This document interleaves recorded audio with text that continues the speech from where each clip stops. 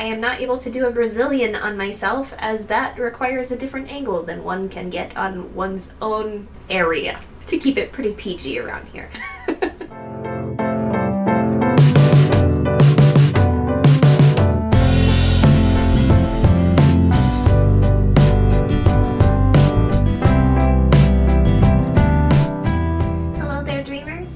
Jacqueline. Welcome back to Dreams of Music and Makeup, or welcome here if this is your first video with me.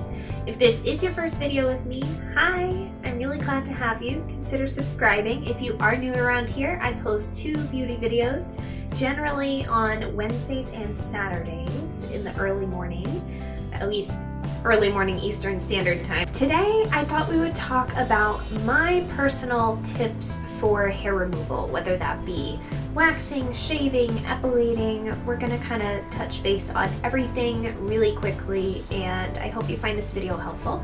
If you are excited for this video, go ahead and give it a thumbs up if you are looking forward to being smooth and hair-free this summer. Let's start with shaving. This is kind of the method that everyone is more familiar with. I feel like this is kind of a rite of passage for at least young women in my experience. You begin shaving your legs and maybe your underarms depending on when you started that. For me personally, my underarms get really irritated from shaving, but I do shave my legs. For me, I have fairly quick growing hair. While it's not dense or dark, it's just easiest to just shave since it does come back so quickly. I actually use men's razors. You can find pretty inexpensive razors. I'll link some below that I would recommend. I actually bought one of these packages that's like a year supply probably 2 years ago. I'm still kind of working on the last couple of units that I have in there. I think I'm just working with the cartridge replacements. I used all the disposables first. I actually prefer disposables just because the razor never pops off, which is always incredibly frustrating. I find that those handles just don't hold up very well for many years of use, so they just become loose and then your blade flies off, and it's really fun. And everything is slippery in the shower. I will leave a couple of recommendations as far as razors down below. The most important thing when you're going to shave is exfoliating and then moisturizing afterwards. If you neglect either one of those things, I really think that your legs will tell you how much you should have done that. At least if you are sensitive like me, I am very dry on my legs, and shaving only makes them drier, because removing that constant layer of outer skin, maybe with the hair, is just not something that the rest of our body experiences. But what's important is to keep those follicles free so that the hair can still come out, because you don't want to have trapped hair underneath the skin or ingrown hairs. I do get these from time to time, and I try to be very careful about how I manage them, because you can get scarring if you deal with them inappropriately and you just try to roughly, scratch it out or something. But essentially, if you are exfoliating regularly, I use a sugar scrub pretty regularly in the shower. You do want to use up and down motions rather than circular. This is something I learned recently, and supposedly it does less to confuse the hair follicle and results in fewer ingrown hairs.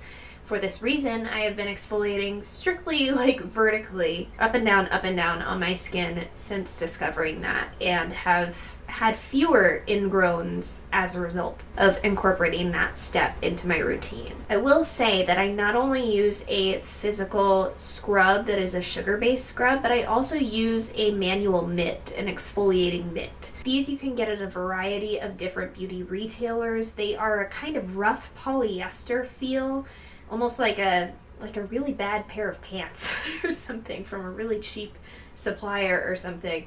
Even worse than that. It just, honestly, it almost feels like fabric sandpaper. After I'm pretty much done in the shower, I've rinsed my conditioner out, all that jazz, and I will reach for this just over my clean skin, over everything that's already been washed, and I will just rub up and down on my skin.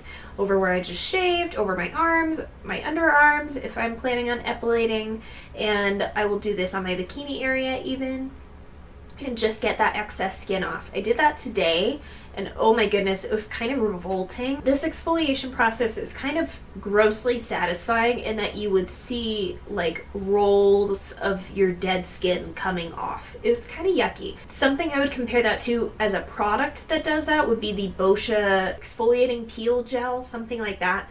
Only this does it without any sort of liquid. So this, you just, through that friction of exfoliation with that rougher material, you're kind of sloughing off those dead skin cells. I find that really, really helpful to have on hand so that, you know, if I go on vacation or if I need to remove part of my self-tan or anything like that, I can just kind of tackle it that way. It's nice because it doesn't run out like the sugar scrub will after a few uses. Something you can do if you are opposed to the physical exfoliation is chemically exfoliate. That glycolic acid toner that you use on your face, try using it on your legs. That can help people prevent ingrown hairs as well. If you don't have something like that, just using some sort of like witch hazel toner or something like that, some sort of astringent, can be helpful on freshly shaved skin. That being said, you will also want to moisturize after that. I rave about my Soap & Glory body butter cream all the time. I like the Smoothie Star scent. They do make a couple of different ones if you're more of a fresh or fruity fan.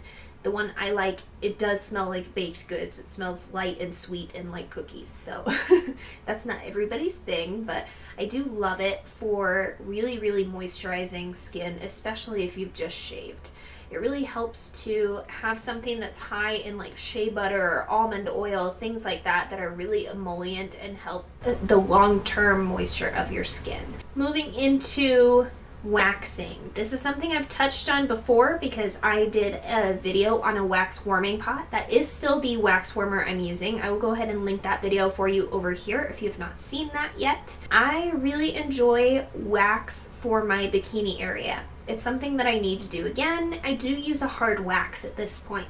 It's a little bit difficult for me at this time to use that because I generally like to use it in my bathroom so that I can have a mirror placed so that I can see. This is gonna sound really strange, but you know, if you're a girl and you want to do your at-home bikini waxing, you might need to know this. So what I do is I actually have a little tabletop mirror that I will set on top of the closed toilet, and I will put one leg up on the toilet and kind of straddle the mirror for the part where I can't really see. I'm not going to hang upside down and let wax drip on my face or my hair or something because hard wax is kind of difficult to deal with. So that is kind of how I get around doing this on myself. Just a little mental image for you. Me straddling a little tabletop mirror on top of a closed toilet. You're welcome. How I always wanted the internet to see me. That is how I'm able to give myself a bikini wax. I am not able to do a Brazilian on myself as that requires a different angle than one can get on one's own area to keep it pretty PG around here.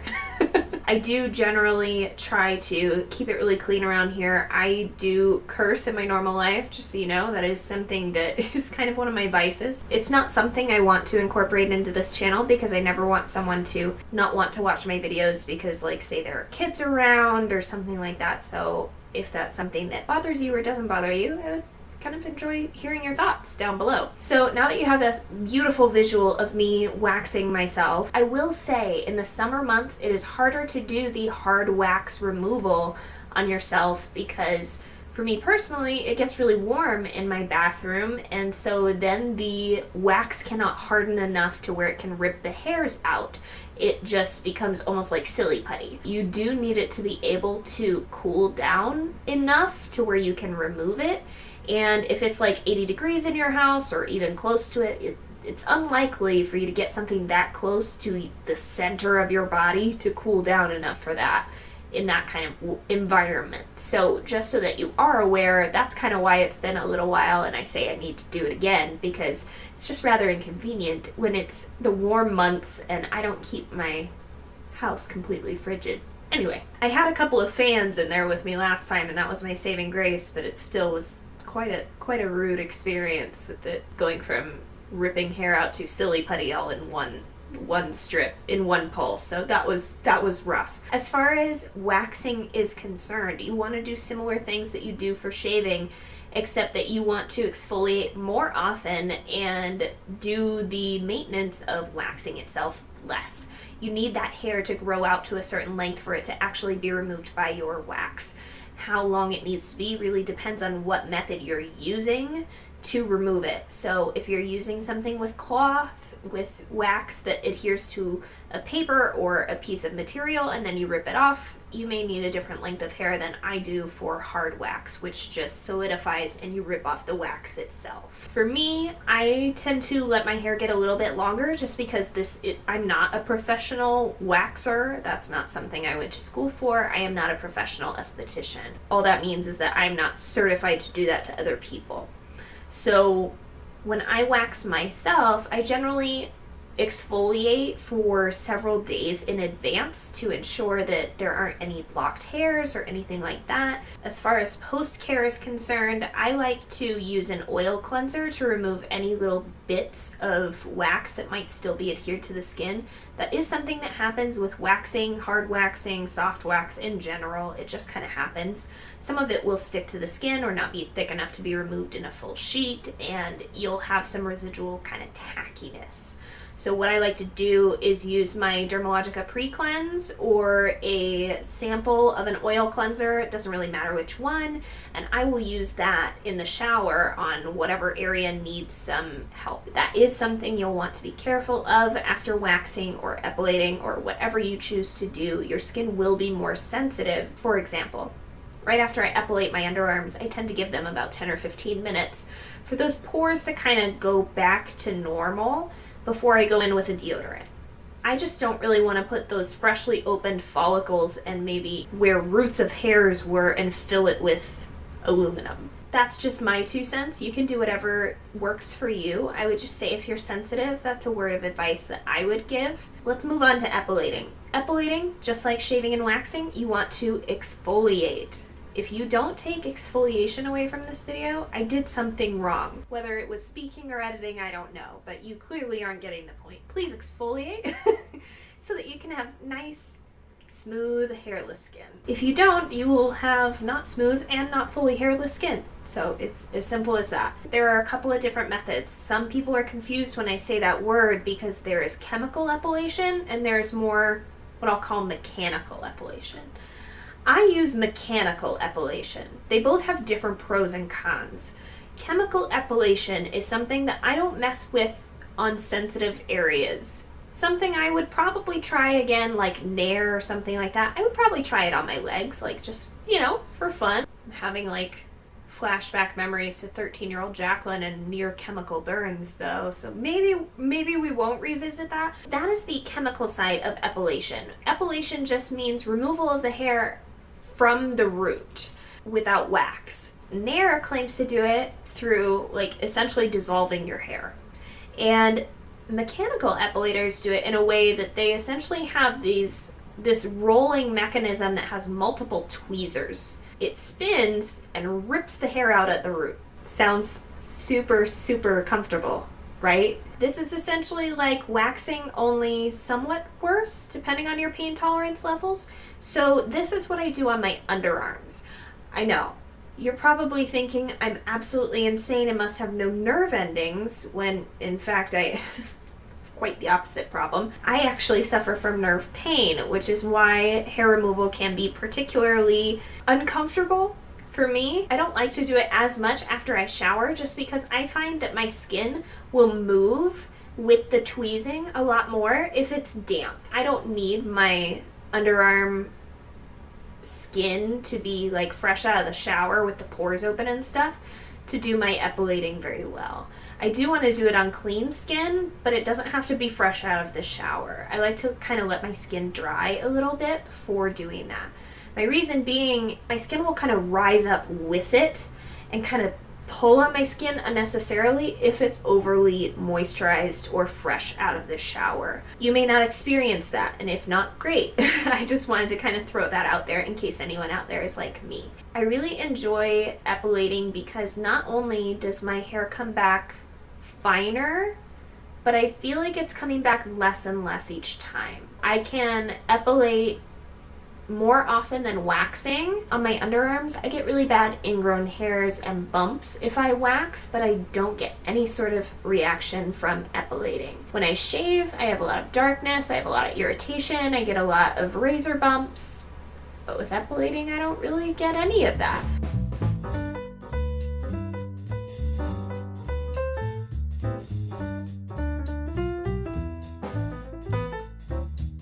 Today, I epilated my underarms, and while you can see like a couple of follicles, like a couple of hairs that maybe weren't the same length as everything else, overall this is about the clearest my underarms have looked as an adult woman. I think that the epilating process is definitely in my favor. It's making my hair come back thinner and finer each time, so that's really a plus.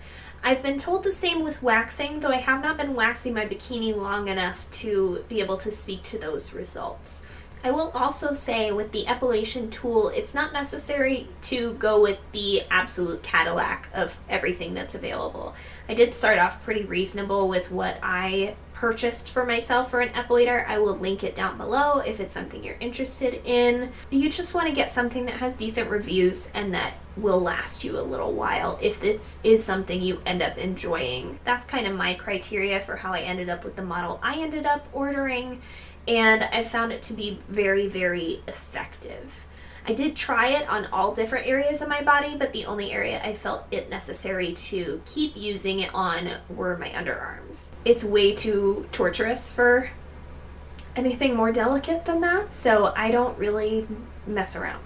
I did use it on my bikini once or twice, and I felt like I was gonna crack a tooth. I was gritting my teeth so hard I just couldn't do it. I can do waxing, I can't do epilating. Not in that area. If you have particularly rough legs and you haven't shaved in a while, something that's really cool to do is to shave first and then exfoliate and then shave again, because that can get like all the dead skin and really get you really close to the root. If you have a lot of buildup, maybe it's been a while since you exfoliated. That's something I used to do. I just exfoliate more often now, so I don't really need to do it an extra time. But anyway, I hope you found this video helpful, whether you are a hair removal veteran or you're just looking to try something new or learn something. Let me know what your most interesting thing you took away was from this video in those comment section.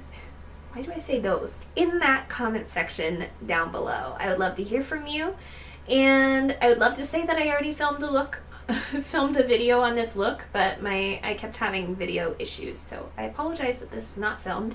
If you would like a look on something similar to this, let me know in that comment section down below. As always, I love hearing from you and turning your ideas into videos. Hope you're having a wonderful day or evening wherever you are. I hope you keep dreaming, and I'll see you in my next video.